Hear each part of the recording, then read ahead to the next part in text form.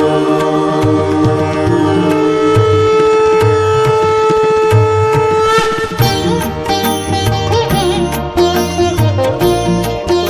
का फली ज्योतिष शास्त्र में आपका स्वागत है। आज के टॉपिक में हम चर्चा करने जा रहे हैं लाल किताब के अनुसार सूर्य खंड नंबर 3 का शुभाशुभ फल। तो आज हम सिंगल प्लेनेट सूर्य के बारे में हम चर्चा करेंगे खंड नंबर 3 में। अगर किसी जातक के जन्म कुंडली में खंड नंबर 3 में सूर्य हो तो उसका कैसा फल मिलना चाहिए जातक को, शुभ या अशुभ, इसी टॉपिक पर आज हम चर्चा करने जा रहे हैं। पिछले वीडियो में हमने सूर्य खंड नंबर 2 पर चर्चा की, आज हम सूर्य खंड नंबर 3 पर चर्चा कर रहे हैं। तो चर्चा करने से पहले मैं आपको बता देना चाहता हूँ, कृपया वीडियो को पूरा देखे, स्किप ना करें। अगर आपने स्किप कर दिया तो यहाँ पर बहुत से ऐसे लो होते हैं, वो आपसे मिस हो जाएंगे, तो आप सटीकता से प्रेडिक्शन नहीं कर पाएंगे। तो बिना समय गए फटाफट हमारे टॉपिक की ओर बढ़ते हैं। जैसे कि आप स्क्रीन पर देख पा रहे हैं, सूर्य खंड नंबर 3 पर जो टेबल लाल किताब कुंडली के अनुसार खंड नंबर 3 में हमने सूर्य को स्थापित कर दिया है। ठीक है, अब यहाँ पर क्या है, अगर देखा जाए सूर्य के तीसरे घर में होने से क्या होगा, व्यक्ति अपनी जीविका स्वयं चलाने वाला होगा, साहब, सक्षम, व्यवहार कुशल, तीर्थ प्रेमी होगा। और परिवार में जो छोटे भाई बहन होते हैं तो माता की आयु लंबी होती है।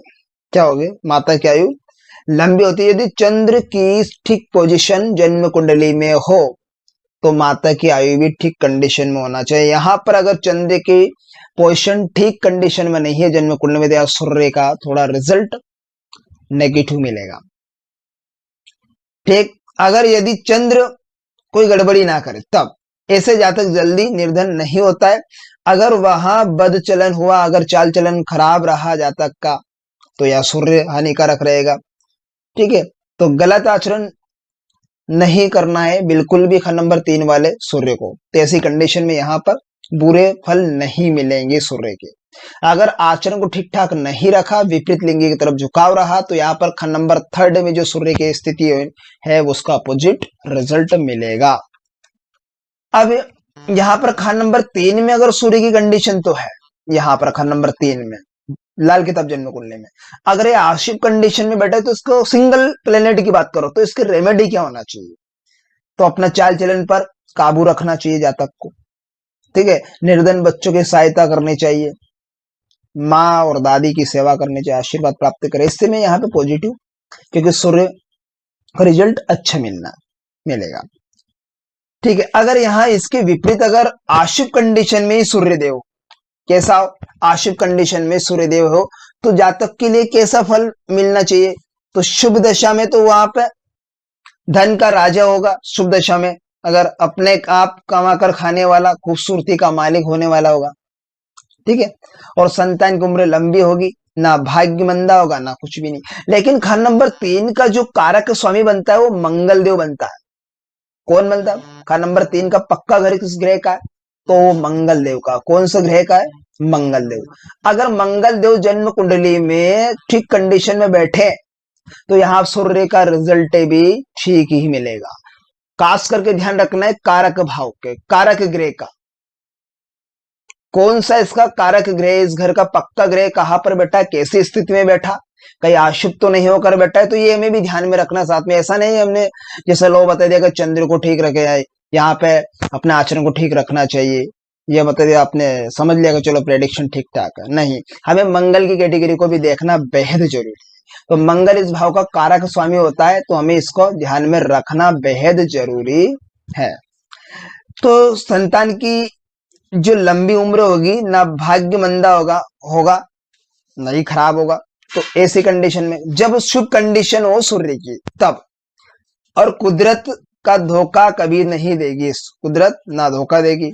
दिनों की चाल अकल से धोखा और फरेब से कमी मंदा हाल नहीं होगा। अगर सूर्य 3 में अच्छी कंडीशन में होगा, वह दुखी नहीं होगा। बुद्धि कामों से, बुद्ध का प्रभाव, क्योंकि खंड नंबर 3 में जो राशि होती है मिथुन राशि, मिथुन राशि का अधिपति बनते हैं बुद्ध देव। ठीक है, तो बुद्ध का प्रभाव भी नहीं होगा, उम्दा होगा। ज्योतिष क्या करते हैं, गणितीय विद्या तथा सदा बनी रहेगी जातक के ऊपर।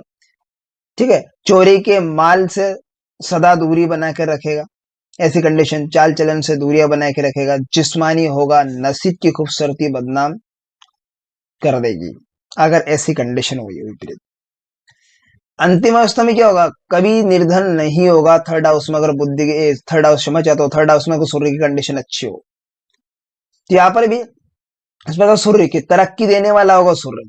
चंद्र की चीजें खासकर माता, घोड़ा आदि फल नेक होगा। यदि चंद्र उत्तम होगा तो सूर्य का रिजल्ट भी उत्तम होगा, लेकिन हमें कारक स्वामी को देखना जरूरी, इस घर के पक्के ग्रह को देखना जरूरी है। सूर्य की चीजें तीसरे घर से संबंध में दिन की संतान तथा भाई भतीजे कभी बुरा प्रभाव नहीं देंगे, लेकिन जब सपाट हाथ का साथ हो तो बुद्ध उत्तम होगा। अगर मान लीजिए थर्ड हाउस में यहां पर सूर्यदेव आश्रित कंडीशन में बैठे तो क्या रिजल्ट मिलना चाहिए जातक को, दिन दहाड़े चोरी की घटना घटेगी जातक के घर में, चाहे सूर्य सोया हो या जागता हो, यदि चंद्र जन्म कुंडली में कमजोर हो, ऐसी कंडीशन में तो क्या होगा, बाप दादा निर्धन होंगे।